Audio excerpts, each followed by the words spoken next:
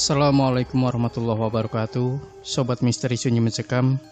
Kisah misteri berikut ini dialami oleh dua orang pria yang suka keluyuran ke warung remang-remang, dan salah satu di antara pria itu ternyata telah berkencan dengan seorang kuntilanak. Bagaimanakah kisah selengkapnya? Langsung saja kita simak sebuah kisah misteri nyata yang berjudul Wanita yang Kukencani Ternyata Kuntilanak. Balong Cangkring adalah sebuah lokalisasi yang berada tak jauh dari tepian Sungai Brantas, Mojokerto, Jawa Timur. Di Mojokerto, orang biasa menyebut nama Balong Cangkring dengan singkatan BC. Selain Balong Cangkring, di tepian Sungai Brantas juga banyak berdiri warung remang-remang yang pramusajinya muda-muda dan seksi-seksi. Bahkan di dekat jembatan Gajah Mada, di salah satu warung ada warung remang-remang yang dijaga gadis-gadis belia yang mungkin usianya belum genap 17 tahun. Mari kita lupakan sejenak gadis-gadis yang mangkal di warung pinggir Sungai Brantas atau Balong Cangkring yang menggoda dan seksi. Penulis akan mengajak Anda menemui Hartoko, salah seorang pemuda yang punya pengalaman cukup mengejutkan. Pernah berkencan dengan salah seorang yang disangka PSK, namun ternyata ia adalah jelmaan lelembut Sungai Brantas.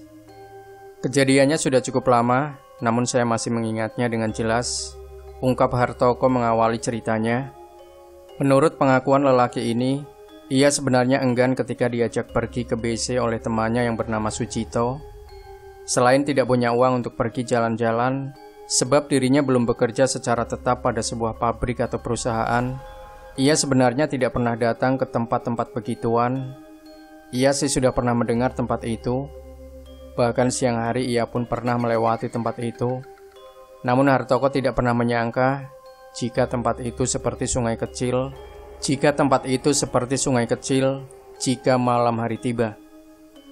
Ketika temannya yang bernama Cito sibuk menggoda cewek-cewek yang ada di tempat itu, Hartoko mengaku hanya diam terpaku sambil sesekali menghisap rokok yang ada di tangannya. Beberapa cewek yang coba mendekati dan merayu tidak dihiraukannya. Dan tak lama setelah menemukan wanita yang memenuhi seleranya, Cito akhirnya masuk kamar di sebuah rumah yang berada di salah satu lokalisasi Balong Cangkring. Sebelum masuk kamar, di antara bunyi musik dangdut yang terus bergema, Cito sempat berbisik kepada Hartoko agar cepat-cepat memilih cewek yang bisa diajaknya ngamar. Cito berjanji nanti yang akan membayar semuanya, tapi rupanya Hartoko tak tertarik pada tawaran itu. Ia menolak dengan alasan tidak ingin melakukan yang begitu. "Kamu masuklah, aku tidak apa-apa ditinggal," ujar Hartoko. Tapi selepas kepergian Cito, akhirnya rasa bosan itu datang juga menyergap Hartoko. Ia pun jadi tidak enak ketika beberapa lelaki yang baru datang juga ingin bersenang-senang di tempat itu. Saya akhirnya memilih pergi dan nongkrong di sebuah warung yang hanya berjarak beberapa meter dari rumah bordil itu. Saya memilih warung itu karena terlihat sepi dibandingkan dengan tempat yang lain. Saya lalu memesan segelas kopi kepada seorang wanita yang kebetulan menjaga warung tersebut. Ceritanya, "Kok tidak ikut bersenang-senang seperti yang lainnya, Mas?" Wanita penjaga warung itu bertanya kepada Hartoko sambil mengaduk gula yang berada di cangkir yang akan disuguhkan kepada tamunya. "Lagi tidak punya duit, Bu," jawab Hartoko sekenanya. Ia lalu sibuk dengan rokoknya. Wanita tua penjaga warung yang mencoba mengajaknya mengobrol hanya dijawab dengan seperlunya. Sesekali mata Hartoko memandang ke rumah bordil yang tadi dijadikan tempat buat ngamar oleh Cito temannya. Tapi sampai setengah jam, Cito tak juga keluar dari tempat tersebut. Entah dari mana arahnya, Hartoko tidak terlalu memperhatikan. Di warung yang dijadikan dia menunggu temannya, tiba-tiba sudah berdiri seorang gadis yang sedang mengobrol dengan wanita tua penjaga warung tadi.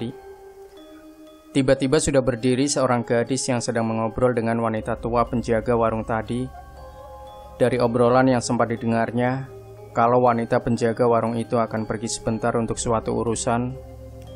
Karena itu, gadis yang baru datang dimintanya untuk menggantikan menjaga warungnya. Sudut mata Hartoko menangkap kalau gadis yang baru datang itu cukup menarik. Pakaiannya sederhana, make up-nya pun biasa saja, dan tidak terlalu menor seperti kebanyakan wanita-wanita yang berada di tempat itu. Terbersit di hati Hartoko untuk mengajaknya ngobrol, sekedar berbasa-basi. siapa tahu akan ada kecocokan. Tapi mulut lelaki itu seperti terkunci. Ia kikuk seperti tidak pernah menggoda cewek. Hartoko memperkirakan gadis itu pasti wanita baik-baik, bukan wanita penghibur seperti yang lain. "Kok masnya malah di sini? Tidak menghibur diri seperti yang lain?" tanya gadis itu. Ia seperti tahu kalau lelaki yang datang ke tempat itu pasti bertujuan untuk bersenang-senang. Hartoko sebenarnya ingin menjawab bahwa ia datang ke situ bukan bertujuan untuk melepaskan nafsu syahwatnya, tapi hanya mengantar temannya. Namun khawatir dianggap sok suci, akhirnya Hartoko menjawab kalau tidak ada wanita yang cocok untuk bisa menemaninya. "Wah, masnya pasti maunya cuma sama wanita yang cantik saja," ujar gadis itu sambil tersenyum. "Ah, tidak juga," jawab Hartoko pendek. "Wanita seperti apa sih yang mas mau?" kejar gadis itu lagi. Hartoko tidak segera menjawab, ia kembali melihat ke arah gadis itu dengan lebih teliti.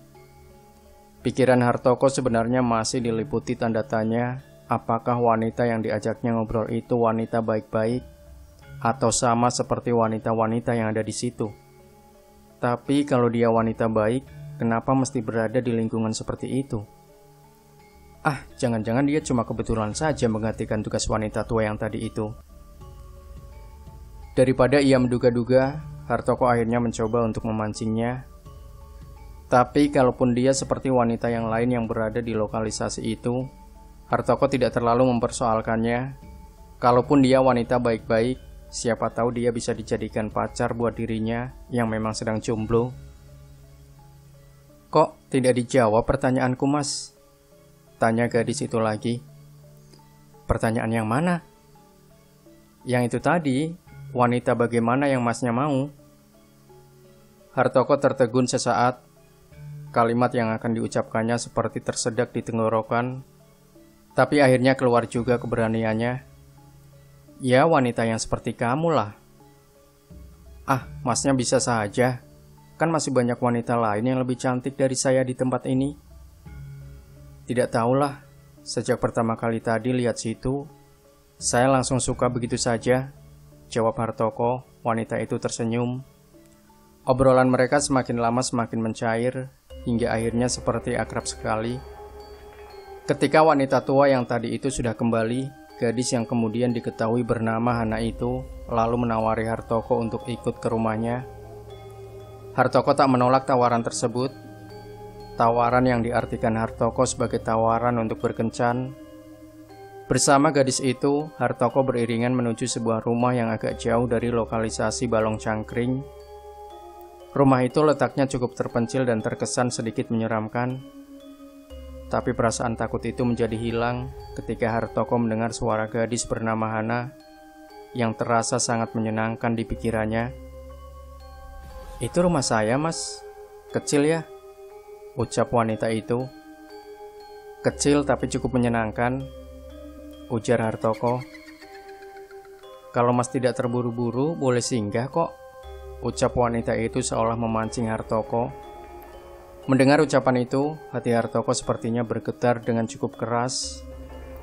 Ia berpikir, gadis itu sama saja seperti yang lain yang bisa diajak kencan oleh lelaki yang menginginkannya.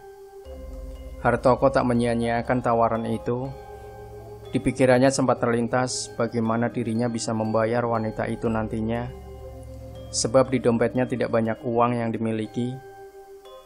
Tapi persetan dengan itu, nafsu lelakinya rupanya sudah mengalahkan pikiran sehatnya. Terus terang, itu bukan pertama kalinya saya melakukannya. Namun yang terjadi pada waktu itu menurut saya sangat luar biasa. Saya diperlakukan dengan sangat baik. Bahkan ketika saya mengaku tidak punya uang untuk membayarnya, wanita itu hanya tersenyum, ujar Hartoko. Hartoko kembali ke lokalisasi dengan perasaan bahagia. Temannya yang menunggu kedatangannya dibuat heran dengan perilakunya yang tiba-tiba menghilang, dan baliknya senyum-senyum sendiri. Setelah diceritakan apa yang baru saja dialami, temannya itu penasaran sekali dan ingin ditunjukkan lokasi rumah cewek yang dikencani. Saya dan teman saya yang bernama Cito beberapa kali mutar-mutar mencarinya sampai pagi. tapi kami tidak menemukan rumah dan juga warung yang tadi sempat saya singgahi. Di tempat itu, yang ada hanya sebuah pohon tidak terlalu besar, dengan sekitarnya yang dipenuhi semak belukar, pungkas Hartoko. Temannya lalu berucap, jika mungkin saja wanita yang tadi dikencani Hartoko itu bukan manusia. Mendengar itu, Hartoko yang sebelumnya merasakan nikmat luar biasa, berganti dengan perasaan khawatir. Ia lalu cepat-cepat mengajak pergi dari tempat itu. Ia khawatir jika PSK dari alam gaib itu yang awalnya tidak minta bayaran, tapi di lain waktu bisa saja ia minta bayaran yang lain, tapi berupa hal-hal lain yang bisa membahayakan keselamatannya.